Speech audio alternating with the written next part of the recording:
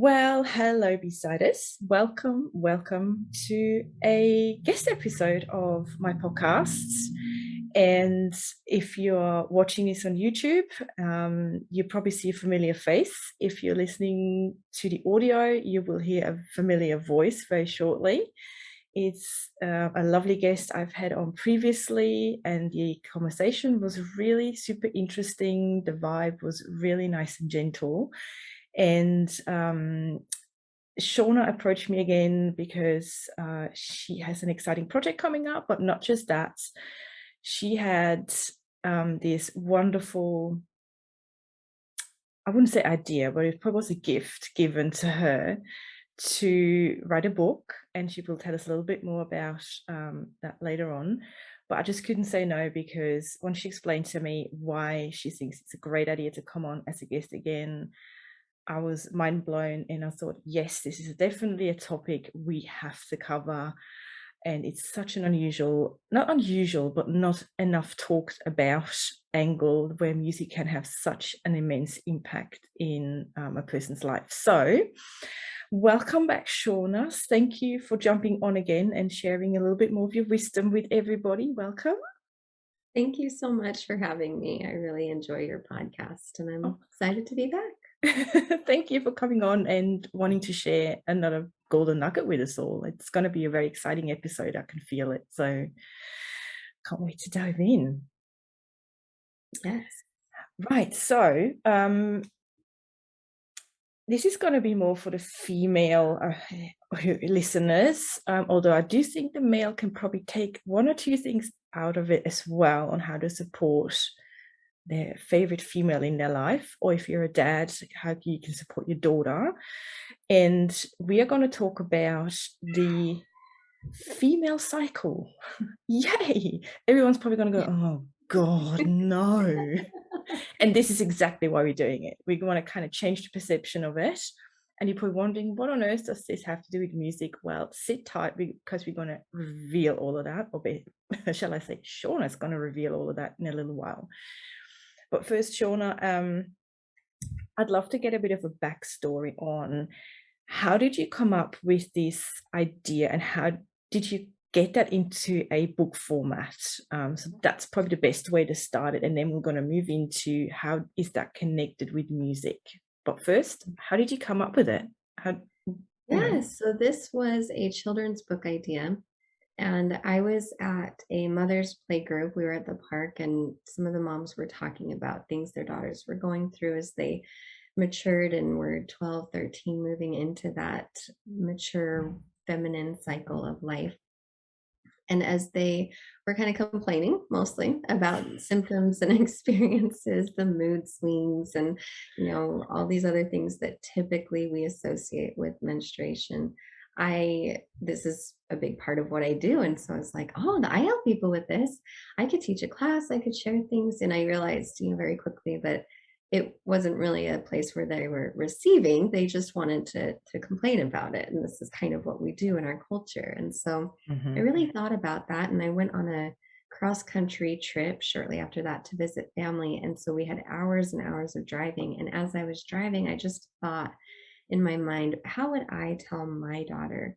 How am I telling my daughter? What would I want her to know about her cycle, about what I understand about the female cycle, and how she can really live in a way that honors it and that she learns from it and that she has a positive relationship with this big part of being a woman. And that's when, as I started to formulate these thoughts and kind of have that conversation in my mind, this whole book just really flowed right through me. And I actually voice recorded it as I was driving. And then I put it down on paper and um, got it kind of reformatted and edited, and found an illustrator that could make it come to life. Because as I was listening to and reading through what I had written, images were just coming into my mind of, oh, it'd be so wonderful if it flowed and looked like this and had these colors. And so it's been a fun project to just watch come to life. And I really hope that it speaks to women and that it impacts them the way that I know I want it to do for my daughter, and the way that I was so excited to create it and to feel that and put it out there.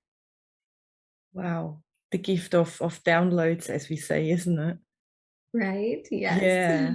Yeah. Because I mean, there's so many books out there explaining so many things in life. Why not have one of those, right? Because Yeah. it is a huge part of a woman's life. And like you say, a lot of times it is associated with negativity and pain and it's not, it can be a really bad thing for a woman to go through if I guess she doesn't connect certain dots. That's what I Mhm. get from what you just said? Yeah, yeah, we're just kind of we're taught that it's there and it exists, and oh yeah, that's just kind of what we go through, but we're not taught all of the little nuances of it. What is our body telling us through how we're experiencing the cycle? Because if we're having discomfort, if we're having any kind of pain, Mhm. we're out of balance. We have something that needs to be addressed inside of us, either emotionally, mentally, or physically. Yeah. And these are really great connection points. And so, especially one of the things that I briefly touch on in the book is the connection our cycle has to grief and sorrow and to change and transition.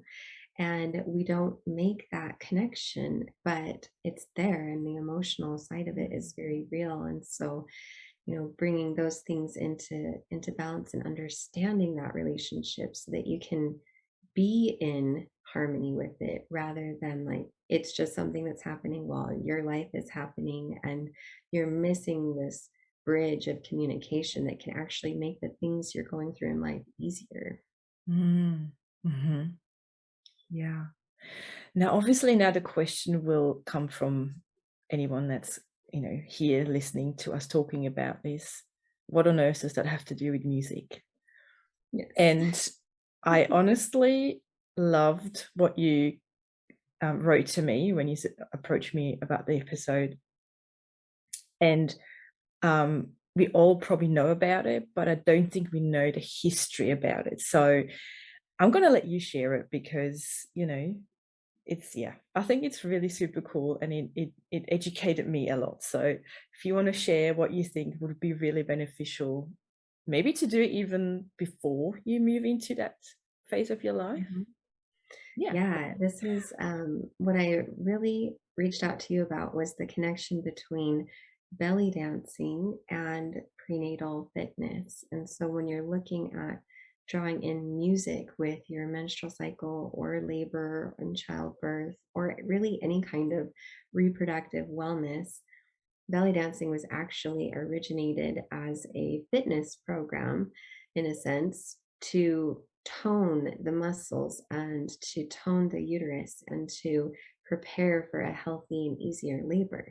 And so when I wanted to come back on your podcast and share just another beautiful, amazing thing about music, that we actually can incorporate music into our reproductive organ fitness, and we can incorporate it into labor and childbirth because it's such a powerful tool to move our bodies, but also to move that energy, that feeling. When you think about how you listen to music and how it makes you feel in your body, you can feel different songs in different places. And sometimes you feel that music in your gut, just that area that you're like, I just gotta stand up and move. It makes you want to do that. Yeah. And that's so cool. So do you think it would be a good idea? I mean, obviously, for a mum or a daughter or even maybe a dad, because dads are pretty up to date with all this kind of stuff these days. They're very involved and they obviously want to help their daughters feel as comfortable as possible with this change in their life. Well, I hope so, at least. Yeah. Um, yeah, so could you tell us a little bit more, like, how does actually, is it because we're moving the hips and this, what does happens down there when we do the belly dancing, like from a physical perspective? How does that help us? I mean, it Yeah. makes us feel good, obviously. I hope so. Yeah, But what it generally makes happens? you feel a little more energized. Mhm. So when you are moving the hips, you're increasing blood and oxygen flow to those muscles, to that area of the body, just to create that movement in the first place. And you're also releasing things. So when you think about, like, if you bring in the feeling of anger or you bring in the feeling of stress, and think about something that really makes you stressed, and then watch what that does inside your body. And where do you clench your hands or hold tension? And in our hips, we hold a lot of our creative energy here. So, whether it's an actual child or just an idea that we want to put out in the world, a business, invention, a new home, whatever it is we're creating in our mind, that energy also sits in the hips. And so, any kind of concerns about finances, resources, support in making this creation a reality will also sit in the hips. So as you're dancing, as you're moving to music, it helps to also loosen up and bring energy into those thoughts, those feelings, and to let go of things that are maybe holding you back from moving forward. And so it is the same with, that reproductive energy as well. Belly dancing isn't just about the hips, it's actually about a total abdominal control. You're really engaging every small movement and muscle in the ribs, in the abdomen, in the pelvic floor, and the hips. It's very controlled and tones this whole area of the body, and that also makes you very aware of some of those most intimate parts of your body, just that, like, your abdomen, like that center of who you are, all the organs that are held inside of there that are almost massaged during the belly dancing process. And, just thinking about it a little bit differently and seeing that, oh, I mean, we've obviously very sexualized the whole culture of belly dancing and kind of made it, we think of it in one way. But when you're looking at it from that fitness, from that connection with yourself, it really puts you very in tune with your body because it does require these very small, specific, intentional movements. Mhm. Wow. Yeah, because I mean, I reckon a lot of us will probably think of belly dancing, like, when you see it in the movies and they might go into a restaurant and there's this lady coming out with all this glittery kind of stuff and just wiggles her hips at people at the table.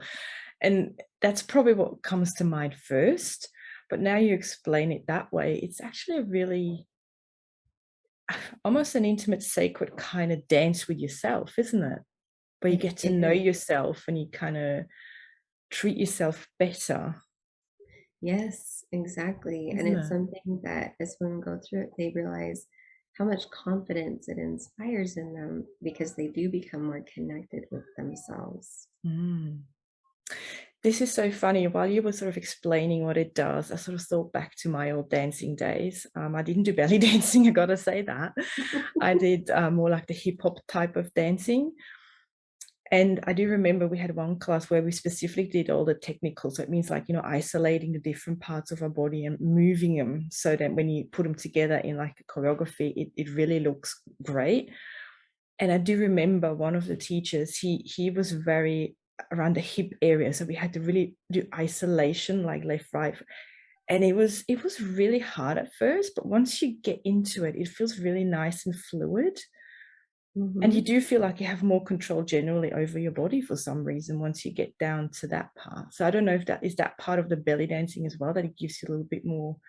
I mean, Yeah. control sounds, I don't know. Yeah, it's control. So, It's interesting because there's this beautiful balance in that feminine art of flow and surrender and releasing, but needing the structure and the control to really make it a fruitful creation, right? So I love the belly dancing connection because it's both, like, you having complete control, you having that complete sense over your body, but also being able to then release that control when you need to surrender, like in the birth process, mm, and to trust the body because you've created that mm. relationship with it.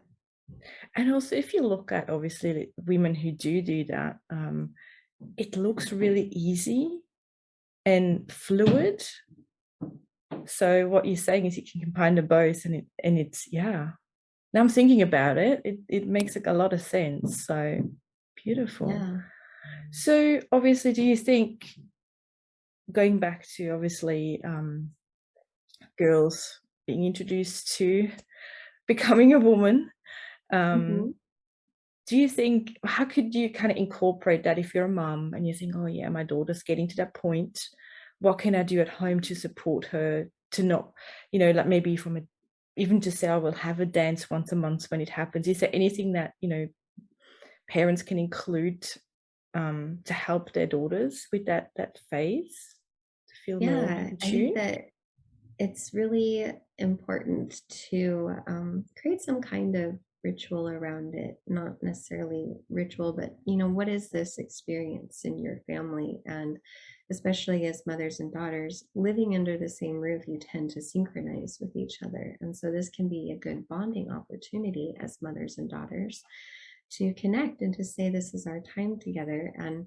when you're living in harmony with it, it doesn't need to be like this whole 1 week vacation from your life. But the first day or two is really great to just slow down a little bit, reconnect, and then you can come, back into normal pattern.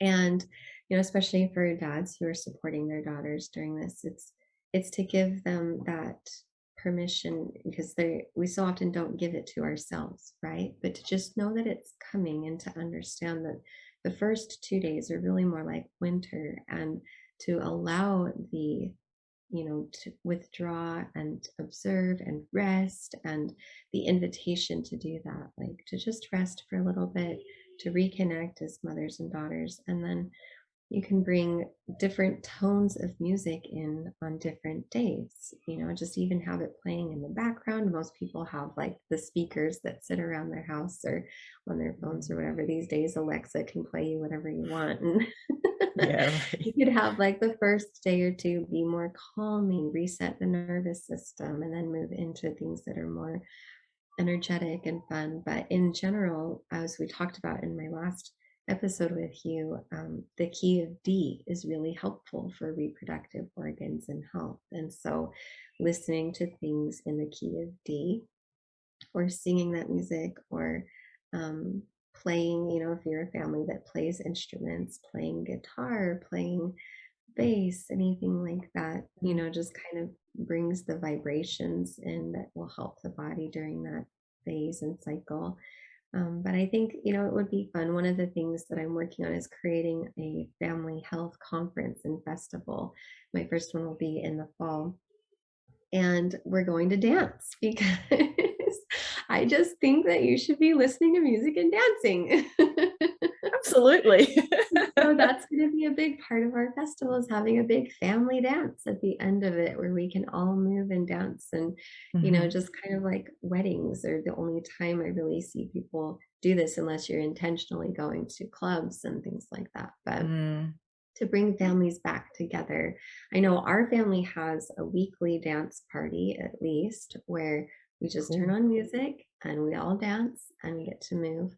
But another thing that I really have a vision for, and I don't know that I'm the person to do this necessarily, but I will do it if nobody else does it. And that is the combination. Like, what if we created a dance form that merged maybe yoga and belly dancing together? That was something that we could also teach our daughters, teach young children, and not have that sexualized connotation to it, but to just teach them how to really connect and create that strength and intimacy with their body Mm, in a healthy, active, productive way. So I would love to see a merger of those two things come together. And that'd I be know that there's a couple things that are coming out in the world like that, but that would be the best. that'd be very interesting to see how that would work. Yeah. Yeah. I was sort of pondering while you were talking then about you could probably even, and I think that probably would have been helpful for me, um, because I know as a teenager, you're probably not always very talkative or want to kind of say to your mama, I feel really bad today, whatever. Just maybe have this way of saying, look, if you don't want to talk to me, just tell me a song and then I know how you feel today. This is how you feel during your Mhm. cycle. So Yeah. it's an easy way to communicate as well. Maybe even with the dads, because I guess it can be a little bit awkward for the girls to say to their dad, oh, I've got my period now, leave me alone. So if you have like this kind of almost silent communication through music that they can get a sense of how you feel, where you are with it, might be a really Mhm. great idea. I don't know how Love you feel that. about that. Yeah, music is such a powerful communication tool. And, it Mm, really can speak those words that our heart wants to say but can't think of for ourselves. And I think that would be really beautiful is to mm, create that kind of dialogue. If it is something that's harder to share, talk about, if your daughter's more private but loves that connection with yeah, music. absolutely. Wow, I'm still trying to sort of process how the yoga and the belly dancing would look like. I'm sure you've got a picture in I your do a mind, but version of this at my retreats. And so great. like I am playing around with it and Oh, cool. it's very interesting. Yeah. Yeah, that'd be very interesting because yeah, you have once you have like a video or something, I'd love to see that. It really Okay. has me intrigued because I'm obviously not a big yoga person. I do some stuff at home, but it's not a full-on yoga session. But yeah, I'd be very intrigued to see what that would look like.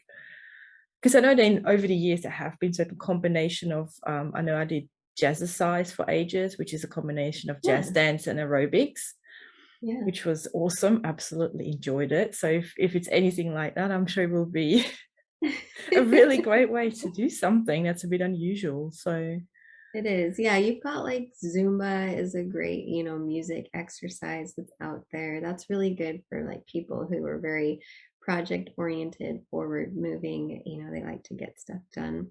But I'm more like you mentioned at the very beginning, my energy is more peaceful and more still. And so yoga is a little bit more my speed. And mm, so for me, I was looking at how do I design something that incorporates the grace and ease of yoga with the toning and the movement that's necessary for connecting to your body, the belly dancing, and that's what I came up with. wow, wonderful. Have you got anything else regarding obviously that particular time of every young woman's life that you feel is important to mention? I'm obviously you're going to cover it in your book, I'm sure. But is there anything else that comes to mind that, Yeah, the general summation is that our cycles are a natural process, and so nature teaches us how to live in balance with them. And when you're looking at the seasons and you look at, what do you like to do in the winter, in the summer, in the spring, in the fall, it's different. You don't do the same thing all year round necessarily. And even if you live in a place where the weather doesn't change, you will notice shifts in your own energy, in your own interests. And so this was really powerful when I did my winter retreat, and some of the people that came were from Arizona. And I did my winter retreat in winter. So there was snow on the ground, and it was, in a place where you could really experience the beauty of winter. And at first, they didn't want to come because it's cold and they live somewhere warm for a reason, right? But as they came and they felt, oh, like there is a purpose to winter and what their body immediately wanted to do, being put in that environment and how they weren't doing that at all. They were just pushing through because it's summer all year round in Arizona. So they would just keep going on that way and the body gets depleted instead of honoring that whether we live in a place with seasons or not, our body does go through seasons and our whole menstrual cycle is all 4 seasons in one week. And so to honor that part of the process and to really come into that connection would be my biggest piece of advice for women everywhere. mm, Yes, I do think and feel and wish that that would have been said to me when I was younger. Because if you describe it like this, like it's all the 4 seasons in like generally a week, it does make it easier to understand and walk through it without being so judgmental and annoyed as we tend to get with it. Yeah, So and that's it's just such a powerful cycle. I know that there's a concept called embodied menstruation that's starting to build up momentum and get more popular. And that talks about how we also live this same cycle on a monthly basis. And so it kind of puts your menstruation as the whole winter. But, this is an eternal principle. And so it's true on multiple levels. And I think that bringing it back down to that weekly level really does help you appreciate it better, because if you take those first 2 days, a day or two of winter, the rest of the cycle goes much better rather than trying to push through. yeah, absolutely. And you know how my brain works. I'm always sort of in the background thinking, how could I use sound or music to help me through that? And I guess, if you can find like your own weekly playlist that you can use to help you move through that. So if you have the first 2 days, you say are winter, if I remember this correctly, Yeah. just have like gentle music that helps you soothe yourself and then balance yourself out and give you like a really good kind of energy and vibe. If you find your Yeah, own kind of exactly. playlist, I I think would that love to. I think that's a great idea. You have your playlist, and I do the same thing helping women through labor. We have their labor playlist, and it's mm, very similar, right? You can have a little bit more energy, movement, music at the beginning of labor, and then you're going to come into that calm and steady flow of music as you get close to having the baby. And then mm. recovery should have some calm and soothing and healing music as well.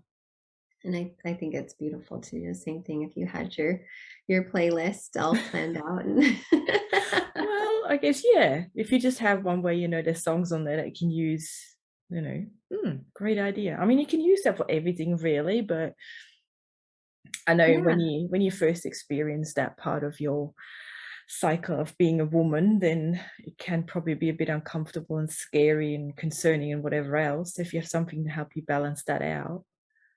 yeah. And I think Absolutely. that preparation is really thoughtful and important, because as you're, planning out your playlist, the beginning would be, like you said, restful, healing, soothing, grounding. And then you'd move into a little bit more like emotional, like feel the feels. Put the Yeah. songs in there that bring up the emotions that maybe you have been experiencing or holding on to that whole month. Mm, The sorrow, the heartbreak, the joy, the connection, just different kinds of songs. And then moving into the celebration and having music that makes you want to move and dance and celebrate your body and everything you've just released. that's great. I love that idea. I wish I would have known about that a bit sooner. I know, right? These gems for sharing for these other generations. They won't I even know. know. Oh dear. Well, I think it's time because maybe I'm just getting old, who knows? But I just feel like if I look at what's coming sort of, now, I feel there's a little bit of a disconnect sometimes. So I do feel it's important to offer as many options and ideas and solutions as possible and let the younger generation pick what feels comfortable for them. And the more Yeah. ideas and options there are, the better to help Yep. us move more in flow and be more happy with who we are and where we are. So Exactly. Just yeah, expand that perspective and let them absolutely. find that truth. Yeah. Wonderful. So um we always cover a song towards the end of the episode, which I know can throw a lot of people because I don't give them much choice. I always say one. And I loved who you picked. So if you want to share who you picked and maybe the reason why behind it. And it fits Okay. perfectly, actually. Oh, I knew immediately. I was like, I've got one song. This is gonna be perfect. So I chose Shakira, and she sings the song Try Everything. And I chose Shakira because she is a beautiful combination of like her belly dancing cultural background and bringing that into the modern era. And so a lot of her music makes you want to move. She's got a really strong connection with that beat and that style. And so I just loved, her history with the belly dancing. And that was one of the things we were covering. And so I chose her song, Try Everything. And I also did this because I help women with infertility. And so many times we've gone through menstruation, maybe complications with that, and you've tried everything that you can think of.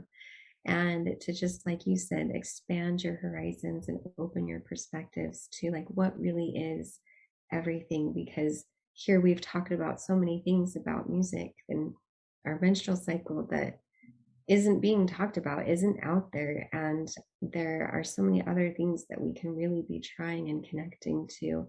And so I just love her. Her song has motivated me when I feel like I've exhausted all my ideas and resources, and just to keep going, that there is more to help your situation, whatever it is. Perfect. I had goosebumps when you talked about that. Such a great song. And obviously, like you said, she's I'm sure if you say Shakira, everyone starts wiggling their hips because Right. you Yeah. associate You that with think her. Shakira, So you think hips. yeah. Or then I think about Wycliffe Jean going Shakira, Shakira, in the song. Anyway, that's yeah, me just being silly. Anyway, love the song, and yeah, Try Everything. Yeah, I love it. We could go probably deep into that too, but we won't today. We won't. But it fits perfectly. Well, before we finish off, when's the book coming out? And obviously, I will put all the relevant links in the episode description. So if anyone's interested to have a look at the book, buy the book, or has any questions around that topic, Shawna's details will be in the description, so it's easier for you to get in touch. If you have any questions or anything else you want to ask her, or maybe you even have whatever. Anyway, my brain goes in all different directions, so I got to focus in again. Yeah, when's the book coming out? When's the So official the launch? book, yeah, the book is in publishing right now, and so we'll be launching it March 30th.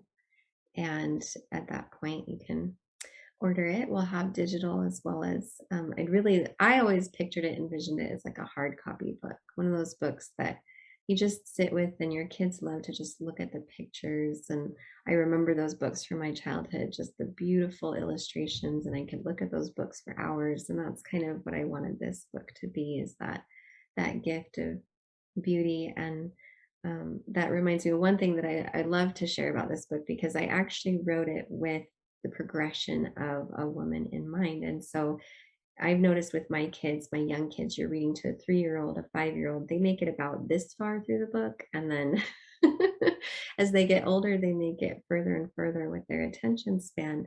So as I wrote the book, I did it from that perspective. Like maybe you read the first 5 pages over and over again with your 3-year-old, and that's really all that happens. And then as they grow and they mature, they get more interested in what's coming next, until you know that they've reached that level of maturity when they go all the way through it and enjoy every part of that book and the process. And so that's how I wrote it, and that's how I like to share it too.